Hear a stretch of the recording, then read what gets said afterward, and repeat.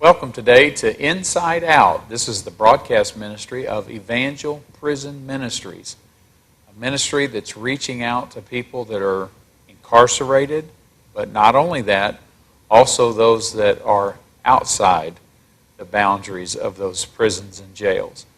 And I want to encourage you today to stay tuned because you're going to hear a wonderful testimony in just a moment of a life that was transformed and how God is using someone today who once found themselves in great trouble with the law. But you're going to hear a wonderful story.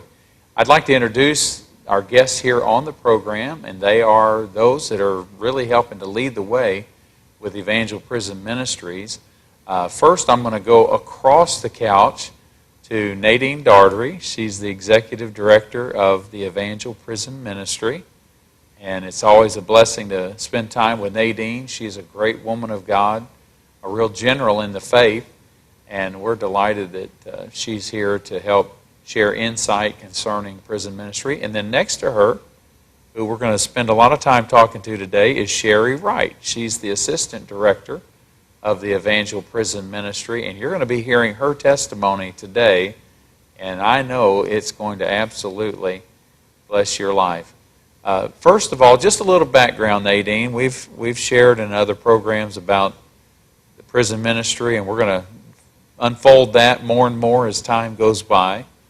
But I want to talk just a little bit about the two of you because you all have been friends for a long time.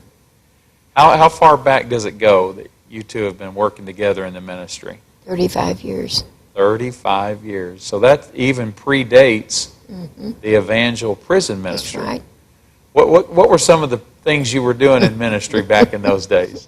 Wherever the Lord opened the door. Is that right?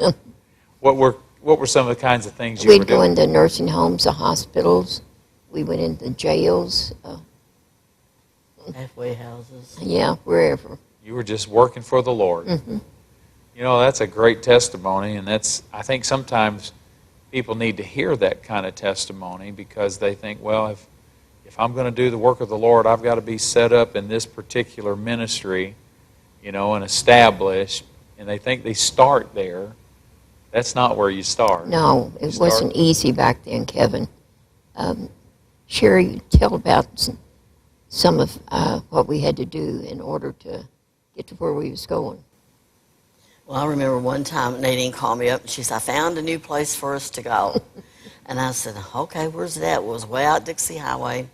So we went out there and they had razor wire around the building. And we wasn't really going into prisons at that time. We were doing the jail ministry and halfway houses. And I said, Nadine, and they had a guy out there and he had a hat on and a badge and a gun. And I said, Nadine, this is a pretty rough place. I don't know if I really want to go in here. And she said, no, we'll just try it one time. And we'll go in and see what it's all about. So we went in and we ministered to several people. And people accepted the Lord. And the man that was out there, it was a mental health facility. And he was the patient, and they had made him sheriff of the facility. It wasn't a real gun, but it looked like a real gun. That was one of the things that we got to do. But we saw fruit there. Then we had another facility, a mental facility, for 2 years. And we saw an over 95% response over the 2 years of people getting saved. And just the Lord grabbing them. And we're going to get into our discussion here in a moment as far as your testimony, which, by the way, you do not want to go away. You're going to want to hear this testimony that Sherry's going to give to us today. But what would you say to someone that's watching? Because I believe there may be people watching, and they want to do something for the Lord. But they just are wondering, what do I have to do to be qualified? What do I have to do? What would you ladies say to someone like that? You need to be a Christian. Yeah. You have to be called to go into the prison ministry. It has to be the call of God, something tugging at your heart. Mm-hmm. If someone doesn't understand completely what the call means, that it's just a tugging that they sense, a direction that God gives them. Now, Evangel Prison Ministries, is it open to people from all throughout the community? All over. Mm-hmm. So you don't have to be a member of Evangel. No. And there are other churches and ministries Many involved. churches. We'll find something for you to do. And there's a lot of things that can be done in the prison ministry. I want to just mention, and we've talked about this on other occasions, but there's the pen pal ministry. That's where people actually receive letters from inmates, and then they write them back to encourage them, share scriptures with them, to be a blessing. And by the way, the prison ministry has a very safe and secure way that happens. The inmates never send mail to your home.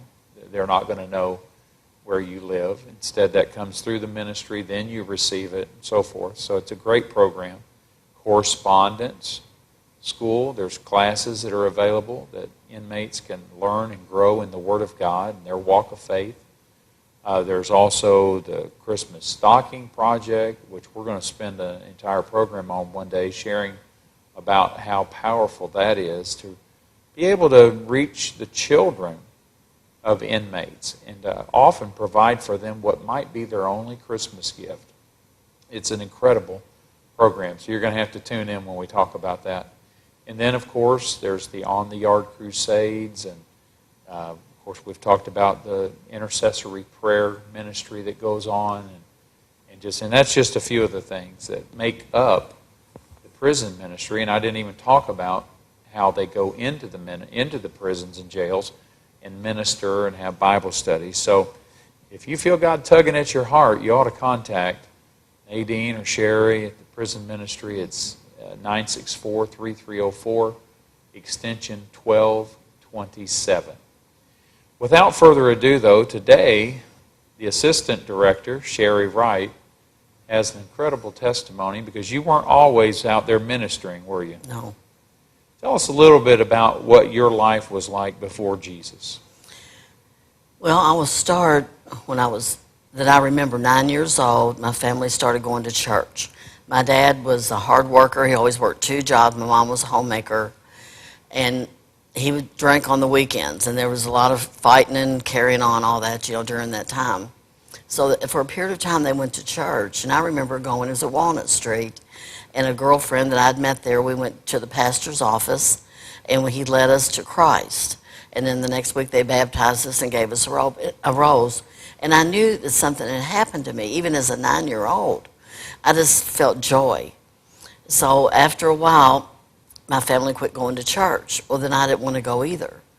They said, well, you all can go down there. We'll take you down there. I said, no, I'm not going to go. If you're not going to go, I'm not going to go either. And let me tell you something. The enemy of my soul was there immediately to prey on that. And we lived in what they call Louisville now. And I'd go downtown. I'd walk. I don't know where my parents thought I was, but I would walk downtown that's when all the shopping district was down there before the malls and everything. And I would steal. I would go in and get wallets and pencils, costume jewelry, anything blingy. That's what I did. And that's when it started. So later on, we moved to another neighborhood out in the south end of Louisville. And I'm just rebellious, turned wild, don't know why. I had good parents, never saw anything bad except the drinking. And my dad pretty much tried to do everything he could for me and my 3 sisters. Got tied up with the wrong boy at 12 years old. I looked like I was 16 when I was 12. He was 15. And we would run away. I was in reform school. I went to children's center just from running away and being in trouble with him. In that relationship, we had a son when I was 15, almost 16. And we dated saw each other till I was 17. He went away to prison, and I ended up going to the club. And that's where I spent most of my time, was in the club. I went to beauty school for a while, but the club was where I wanted to go and party and dance and drink and whatever. And you started out as a young child, or a child and a teenager, kind of got involved in stealing and so forth. Once you got into that lifestyle of being in the clubs and so forth, where did that then take you? Tougher guys. I even dated a bank robber one time. And I flew to Chicago with him to find surveillance equipment that he needed for his job. But anyway, I dated a lot of different guys, never really faithful to anybody. Just just wild. Just I have no concept why I was like that. That's how I was. So I ended up meeting this guy when I was 19. Fatal attraction. We were together 6 years. It was waterbeds, black lights, acid, Boone's Farm, weed, psychedelic drugs, tripping all the time, parties, people over at the house all weekend long. My oldest son, he lived around that. And then I was stealing during the week and partying all the time. And just a wild, rebellious lifestyle. Didn't know what normal even was. And when you're so blinded, you just take one step in front of the other one each day and get up and do what you're doing. But I was stealing all the time then. We stayed together. I finally shot him. He told one too many lies. And I shot him, left him on the street. I said, "Where are you going to go?" And he said, "I'm going to go to the hospital." So I went back to the club, got my girlfriend. So he survived it? He survived. Well, I went back to the club, got my girlfriend. We went to the hospital, and there was a police officer there that I used to date. And he pulled up and he said, "Sherry, where's the gun?" I said, "It's under the seat." He got it, put it in the police car, and left. As soon as he left, the detectives pulled back and searched my car. I would have went to prison. But my husband didn't tell him. And we stayed together a couple more years after that. And I just couldn't take it anymore. I mean, just the abuse alone, it was just too much. So we lived in Florida for a couple of years. During that time, I did work at a restaurant, a real nice place. And I didn't steal a lot. You know, maybe something for my hair, some bleach or something, I don't know. But we still partied, still unfaithful to each other. It was a terrible, dark, miserable time. I didn't even want to live at that time. So I came back to Louisville. We ended up being together 6 years. Then I met Pete. And so when I met Pete, he was a drug addict. I was a thief. It was like they said Bonnie and Clyde. What he didn't think of, I did. And we were together for 12 years. Now, this is about, just to bring you up to speed just a little bit in the story. This is Pete and Sherry, who pastored a powerful church that's still going on today, doing a great work. But they weren't always pastors. No. And tell us a little bit about how that transformation came about. Well, we had a house in Anchorage, and we were trying to live. You know, he would do his thing in the daytime, and I'd go out to the mall, and I had somebody selling the stuff that I was getting, and the police, I didn't know I was professional. They told me I was. I just thought I was out making a living, trying to get by and pay the bills. So we were living out there, and he was robbing drugstores. He was really taking a lot of chances. So he was getting locked up more. I was getting locked up more. He ended up going to prison for 11-year sentence, and I was facing 5 years in Pee Wee Valley. But the thing of it is, my mom had got saved. My mom had got saved 5 years before I did, and she and my sister prayed for us. And my mother was like an old bulldog. She would not let go. I mean, she would anoint you with oil. If you were drunk or sober or hanging out of the bed, she would be anointing you, praying over you all night long. And I said, "Get out of here, Mom. Leave me alone. I don't believe in none of that stuff. I don't need that. I'm a strong woman. I can go out and make $600 to $1,000 a week. I don't need all that. That's for weak people. That's for people that can't get it together." She would not give up. So when he was in prison, my mom had prayed that either he would get saved or he would get taken out of my life. Well, he got sent to Eddyville, and he found Christ there. And there was such a transformation on him. I mean, it was like he glowed almost. It was like, right. I mean, but he didn't push nothing on me, but he did pray for me. He'd read the Bible with me when we would visit each other at the visits. And it was like a succession of things started happening to me.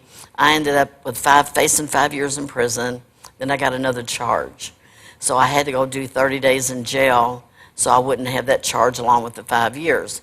So when I was in jail, there was a girl there. I was 30, she was 25.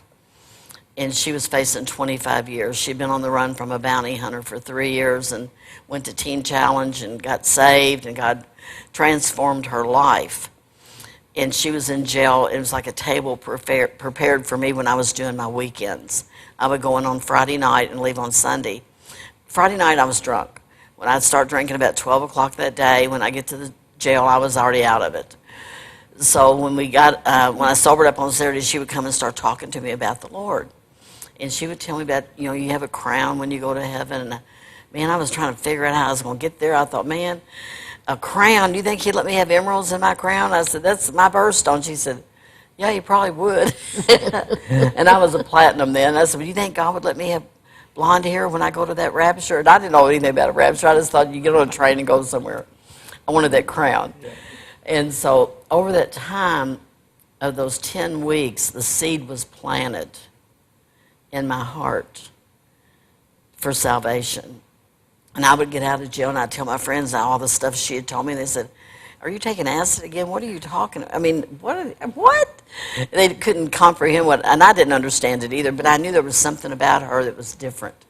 It was like a peace on her, and her eyes were not shifty like everybody else knew. I was always looking over their shoulder and looking around. She had such a calmness about her. And so we became friends, and I got in touch with her mom. And I never could remember anybody's phone number, but I remembered her mom's phone number, and I'd call and check on her because she was still in jail. And she ended up getting out. But the funny thing was, her husband, that they had been separated for 6 years, was in Eddyville, and they had just started corresponding. He was down in Eddyville witnessing to Pete, and she was in county jail witnessing to me. Wow. And none of us knew that we knew each other. She just saw me writing him a letter one Saturday when I was there, and she said, who are you writing to? I said, oh, my homie Annie's down in Eddyville. And she said, so is mine. And she sent him a letter, the one about Jesus. I saw you in the sunset and all this stuff. And I said, he'll laugh at that. I said, he won't like that. But he got saved. Wow. And so he got out, and we got a church. Brother Rogers came. My husband worked as a nursing home washing dishes. He said, for the Lord. And he would talk to everybody, and he was a soul winner. He had an anointing for people to be saved. He cared about people. Amen.